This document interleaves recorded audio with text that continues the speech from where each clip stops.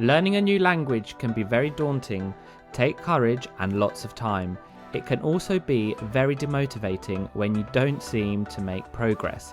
Now this series is all about providing you with the instant language to use, get a reaction, and hopefully learn a thing or two that will stick. And who knows, you might even be inspired to start learning Greek properly. And when you go on holiday, you just need those few words, phrases, and a bit of slang and you're happy, right? So let's get into it.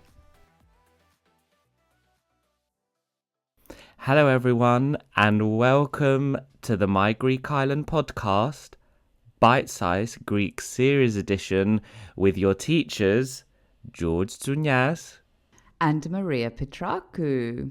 So George, or should I say Yorgo, what are we learning today?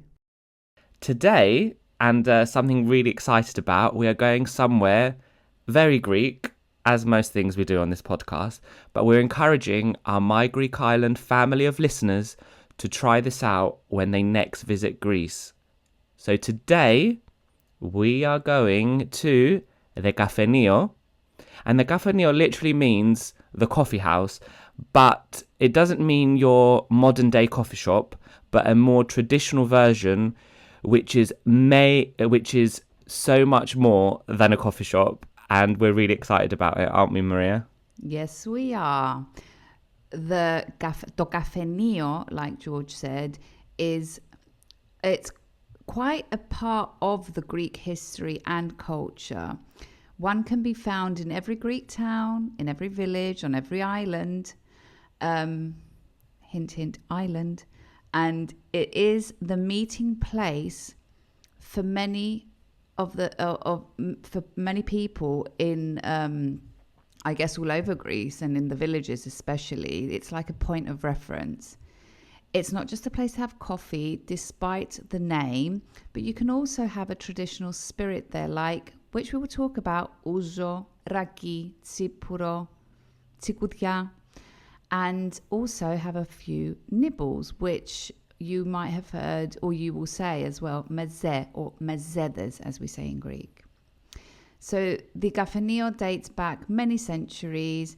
It was a meeting place to even play cards and board games. And most frequently it was visited by men, although this is changing throughout the years, right? Yep, and obviously with coffee shops, anyone that's been to Greece or goes to Greece, especially in the larger towns and cities, you will see that the coffee culture is huge. And we have an episode on that, of course. In today's Greece, some Kafeneios are gaining in popularity for this, what should we say, like nostalgic feel that they maintain. And visitors can really enjoy some traditional Greek coffee and more, as we said, as well as mezedes and drinks, as well as getting to know some locals, which it's quite a good way of meeting the locals, especially if you go there early. It is. Just like we did in Astypalea this summer, which that's coming out soon, the episode. Yes, without further ado, I think we should get into it, hun. I think we should. And I'm just going to plug one additional thing here. Usually the Kafeneia open quite early as well. So it's somewhere you can go. I mean, for me, my solo travels, it's somewhere I would go quite early in the morning to get my coffee, other than the bakeries, which also open quite early in Greece. So just a plug and a point to note there that you can go quite for the early risers. Although pretty sure when we went to see like the sunrise, they were still closed. Some of them. They were. Even we beat the coffee shop. We did. They don't open as early as the bakeries, but they do open quite early. So, should we go? Let's go. Hello, and welcome to another episode of the My Greek Island podcast, dedicated to take you, the wanderlust, on a journey through Greece. There are 227 inhabited Greek islands.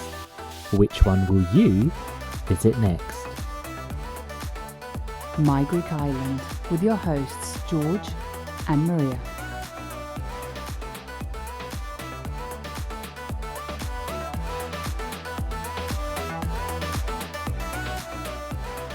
So at the Kafeneio, to structure today's bite-sized learning episode, we're going to focus on the Kafeneio in the morning, so the AM, and also in the PM. So there's kind of two parts to this. So it might be a slightly longer bite size. Let's see. For starters, well, hopefully you are going to be up and you're going to want a coffee. Most people start their day with a coffee. If that's not you, you can maybe start with a juice. So let's say you want to wake up, go for a coffee, maybe a spot of breakfast. And a caveat here, I'm not 100% sure that all the Kafeneios do breakfast, but this is why we're here. We're going to teach you how to ask if they do breakfast. So we're starting off with two ways to ask someone, do you do breakfast? So the first one is κάνετε πρωινό. So πρωινό is the word for breakfast. So κάνετε πρωινό, do you do breakfast? Or you could say σερβίρετε πρωινό, which means do you serve breakfast? Σερβίρετε πρωινό. Exactly. Now, the answer is probably going to be yes or no. So if the answer is yes, it will be ναι. And if the answer is yes, you can ask to see the menu, which depending if it's one or two of you, if it's one of you, you can say μπορώ να δω το μενού παρακαλώ. Or if there's more than one of you, you could say μπορούμε να δούμε το μενού παρακαλώ. So that's μπορώ να δω το μενού παρακαλώ or μπορούμε να δούμε το μενού παρακαλώ. Now, if they don't do breakfast, chances are they definitely do coffee and they will accompany the coffee with some traditional biscuit, which is also, if you want a very small breakfast, that might even be worth trying if you don't get like your eggs, etc. Right, George? Yep. And obviously, if the answer is no, I don't know what Maria's going to say about this, but I feel like some places I've been to, if they don't do breakfast, they would accept you taking something there from the bakery if it's just next door. I think maybe I've asked about it in the past and it's okay. Is that something you would do? Obviously, you have to judge the room and the moment. You can't just like rock up with the pastry. Personally, I wouldn't feel comfortable asking to bring something from the bakery. Although I must admit that once the actual Kafeneio, like I sat for coffee and I asked if they had anything to eat and they didn't, but they said, just pop over to the bakery and grab something. So I personally wouldn't ask, but if they were to encourage me, I might go and grab something. Wouldn't say no. So the lesson here is judge the moment.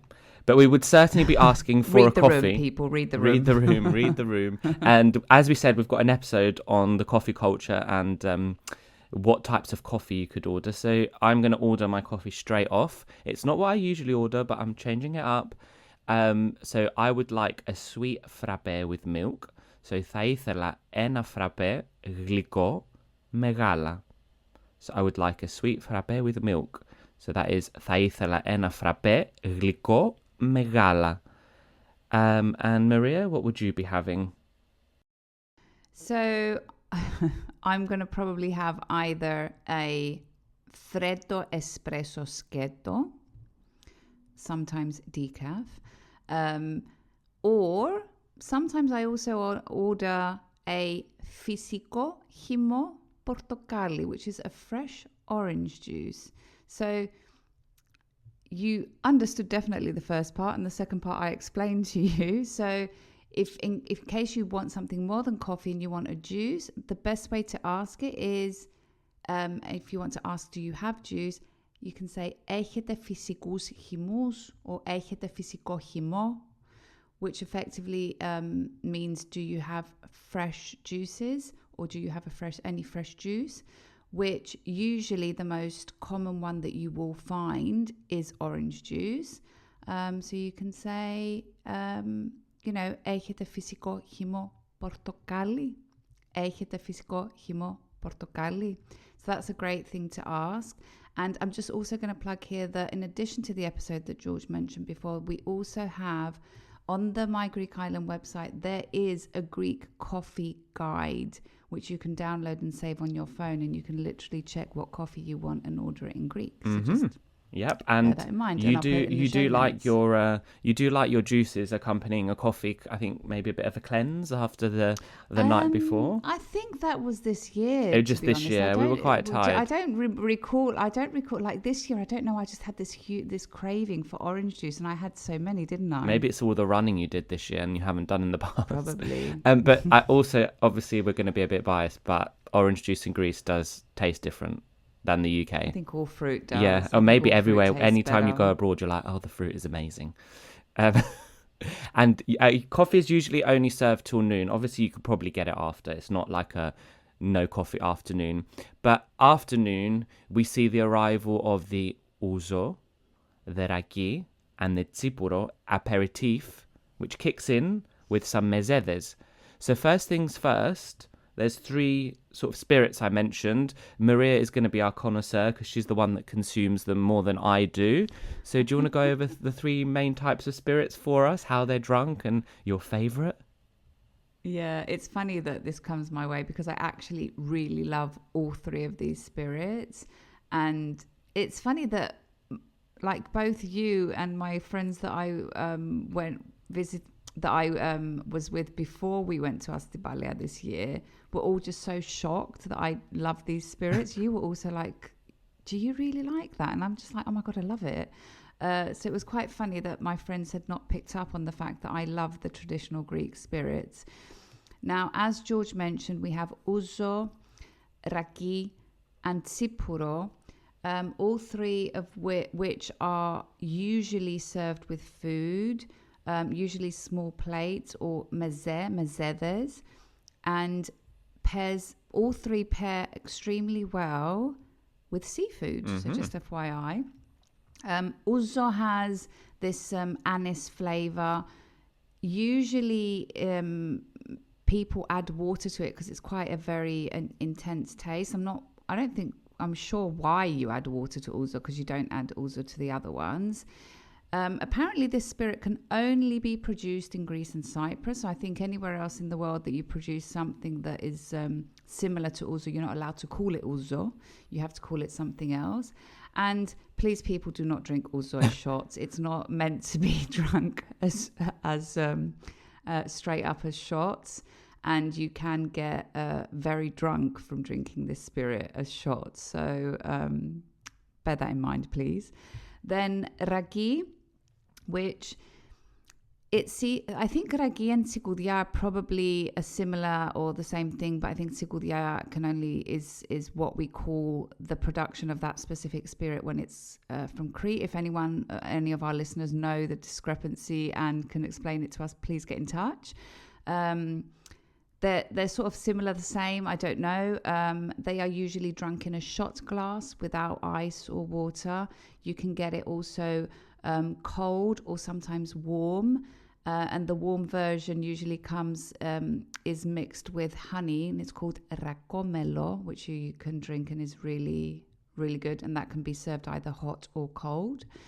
And then the last one is tsipuro, which can be similar to ouzo because some of them have anise flavor. Again, you add ice. This one, there isn't a tendency to add water. It's quite an intense spirit. And lately, we've been noticing in a lot of cocktail bars that they're adding it to cocktails as well, which is quite interesting, right? I've seen it in a mojito, I think. Or I've seen ouzo in a mojito or tsipuro. Yeah. They're starting to use some of the Greek products. Mastika, they put in a mojito. Yeah, but I feel like tsipuro has been... Was it in a mojito? It was in something. I don't think I tried it, though. Or a margarita. I don't know. Can you make a margarita with these? I don't know. I'm not really a cocktail person, but if I saw a Greek spirit, I'd try. I've seen cocktails with tsipuro, but I don't recall it being like your classic cocktail. Yeah. But look out for them, people, because that's nice to try something local. And just before we move on, all of these spirits are not meant to be downed; they're meant to be sipped. Yeah, no downing. I mean, I'm sure people down them, but like that's not like what locals will be doing. So, anyhow, because I think menu options vary from Kafeneio to Kafeneio. You're not, there's going to be typical things that you have, but what we're going to do now is we're going to, like they do on Instagram or TikTok, like eat like us for the day. So we're going to basically do a typical order that Maria and I would have. Maybe you want to copy us or maybe not. Or we're just going to give you some of the main things that we would traditionally order or what we have ordered in the past. So do you want to kick it off? Sure. So, I mean, our typical order with fish, which, as I mentioned, goes very well with all of the above spirits.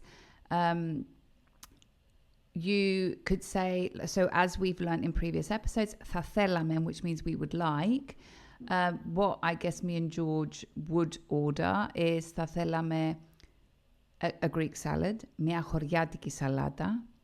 Usually, lately, we've been getting two salads, so we get greens as well, so fresh greens or wild greens. I love these. Which is horta. So good. Yeah, they're really good. And then we would usually get some type of fish. I think this year we were getting gavro, which is white bait. I don't recall us getting sardeles, which is something that you can tend to get as well, which is sardines. So you can get sardeles, sardines, or gavros, which is white bait. Sometimes, not my preferred preference, but I know George really likes it. Ochtapodi, like sometimes the O at the beginning is sort of missed and no one will not understand what you've asked for. So oktapodi, which is octopus. And then another favorite in Greece is kalamarakia or calamari, which is, as we know, calamari. Patates tiganites, which is chips or French fries, depending on where you're from. And psomi or psomaki, which is bread. And I think that's usually quite enough for two people, isn't it, George? Yeah, we're trying to do quite well on like the self-control of ordering off the whole menu. And I know we're recording in the morning, but I'm kind of wishing we could have this for lunch today. And usually you end the order with a question to the waiter. So, καλά είμαστε, so are we good? Because usually they will look at it and if you ask them, they'll say yes, or you could have another, you've under-ordered, or maybe you've over-ordered. And they're quite good at kind of advising you how you are. And they might ask the level of your appetite, of course. But I will be ordering the drinks. And for the purpose of this, I'm going to have an ouzo with Maria. So we will drink is θα πιούμε, or you could also say what we've already used, θα θέλαμε, we would like. Ένα ouzo, ένα νερό, παγάκια και 2 ποτήρια, παρακαλώ. That is quite a long one. So I've ordered, don't know if any of you can recall what I've ordered from what we've learnt before. So ένα ouzo, ένα νερό, a water, so a bottled water. Παγάκια, I think we covered this one at the beach, which is ice cubes. Και 2 ποτήρια, and 2 glasses. And then ending it with παρακαλώ. And just to, yeah. Although when you do order ouzo or tsipuro, not ragi, παγάκια will be brought. Yeah, it's to kind your of table automatic. by default. Yeah. They do bring it, but you know, you might want to do the whole order and show off your Greek. Exactly. And we have left out meat here, but that is because the next episode is going to be going to the souvladzidiko, which is the rotisserie or like a grill place, and they also have veggie and vegan options there too. So that is going to be on our bite-size episode. So if you do like meat or want something vegetarian or vegan in these sort of settings, do not worry, we have you covered. Amazing. And then, of course, we've eaten now, so don't you think we need to end at the Kafeneio with maybe a dessert that you would find usually at a Kafeneio? Usually, yes. I think great idea. So you might be quite full, but we're going to give you something very, very light, very local, and also extremely traditional. What you usually have or can have. Light to the palate, but not in the calories. Yeah, not in the calories. It's very sweet. It literally translates to spoon sweet, which is in Greek γλυκό του κουταλιού, which are traditional homemade sweet fruit preserves, and they're literally served on a spoon as a gesture of hospitality in Greece, but I also think in Cyprus as well. My favourite... Well, although they're called spoon sweets, In Cyprus, we serve them with a small fork because it's Okay. easier to eat them with a small fork. Yeah. And it's interesting that in Greece, they always come with a spoon. And I really struggle to eat it with a spoon unless it's one that can be eaten. I like the with a spoon fork, like one that's like there's a bit of a spoon and a fork. So that's what we have in Cyprus. Yeah, And okay. that's what we serve them with in Yeah. Cyprus. I've never really noticed that, to be fair. I think I just put it all in Yeah, one, I like noticed all it in because I'm one. just I like, down it like the shot. Yeah. Yes, you do. Indeed, you do. My He does. I personal can vouch for that. Yeah, my personal favorite is sour cherry vicino. But this year we did try something that sounded a bit odd, but it was really nice. It was pumpkin. It was really. It was well. I ate it very, very quickly. I ate someone else's by accident. But anywho, we'll save By that for another accident. story. What is your favorite type, Maria? Because I'm sure you have. I mean, I actually like them all, but I guess some of my favorites include, which I think the first one that actually two of the ones I'm going to mention, I don't think you find very easily in Greece. So the first one is garidaki, which is effectively the walnut shell. That is very common in Cyprus. I think it's actually the most popular to eat in Cyprus. Bergamondo. You do definitely find this in Greece, and it's a citrusy. What's the word in English? It's bergamot. Yeah, bergamot. I think, Okay, yeah. that's one that I really like, and one that you find a lot in Greece is carrot. But then the last one I'm going to mention, which again I think is more usually and easily found in Cyprus, and maybe that's because of our not exceptional, but there's a lot of production of watermelon, is the watermelon skin. So especially in Cyprus, where the watermelon skin is thicker than the watermelons in Greece, they use that to make spoon sweets. And watermelon is Very garbuzi. refreshing. Garbuzi. yeah. Yummy. I have never tried that, and something. Yeah, that's a good way to also reuse the skin because usually it would just get thrown away. Yeah, and especially and it's very interesting because you can tell when a watermelon is from Cyprus because they've got a very thick skin. Yeah. So yeah, we make it and it's so yummy. I would definitely encourage anyone to try. Yeah, that. unlike the pea-sized size that we get in the UK, they call a watermelon. It's like the size of a pea. But yeah. So before we wrap up the episode, I think we should recap some phrases of this episode. We're not going to role play. We're just going to give you some of the phrases. So starting off with do you do breakfast or do you serve breakfast? Κάνετε πρωινό. Κάνετε πρωινό. Or do you serve breakfast? Σερβίρετε πρωινό. Σερβίρετε πρωινό. And then moving on to see the menu. So can we see the menu please? Μπορούμε να δούμε το μενού παρακαλώ. Μπορούμε να δούμε το μενού παρακαλώ.